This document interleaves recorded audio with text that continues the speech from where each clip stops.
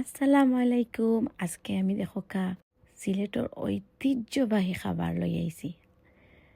এখন শীতর সিজন, সব জায়গাত বড়ই মিলে। আমরা সিলেটি ভাষায় বড়ই হয় আর শুদ্ধ ভাষায় এটারে কুল হয়।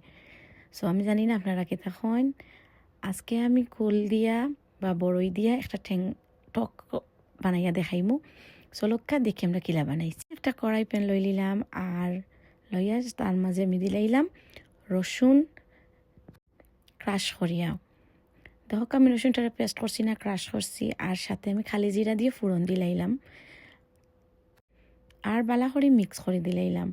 সাথে আমি অ্যাড করে নিলাম হাফ টিস্পুন হলুদর পাউডার, 1 টিস্পুন মরিচর পাউডার, আর আমি দিলাইলাম ধনিয়া পাউডার আর সামান্য ফাঁসফোড়নের পাউডার দিয়া বালা করে মিক্স করে দিলাইলাম। এইবার আমি যে বড়ইগুলা রাখছিলাম বড়ইগুলারে আমি সিদ্ধ করিয়া লই আইছি। সিদ্ধ করিয়া দেখোকা এটার যে একটা খসখস পাপ থাকে, এই খস পাপটা গেছে গিয়া আর তিতা তিতাও করতো না। এখন কিন্তু প্রপার মজাটা মারইব।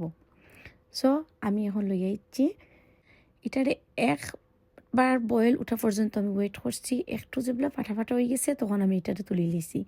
দেন আমি এটা এই যে রসুনের মাঝে অ্যাড করিয়া দিলাইলাম আর সাথে আমি অ্যাড করে নিলাম মাছ। এখানেও আমি রৌ মাছ ইউজ করছি। আপনারা চাইলে মাছের মাথা দিয়ে করতে পারবা, যে কোনো মাছের মাথা দিয়ে। এটা কিন্তু খুব বেশি মজা লাগে, একবারে মাউথ ওয়াটারিং, মুখও লাগি থাকার মতো একটা রেসিপি। পরে আমি অ্যাড করে দিলাম পানি অ্যান্ড দেন এটারে একটু সফট হওয়া পর্যন্ত, পানিটা একটু সিদ্ধ হইয়া হওয়া পর্যন্ত আমি অপেক্ষা করছি। আর দেখো আমার ফাইনাল লুক।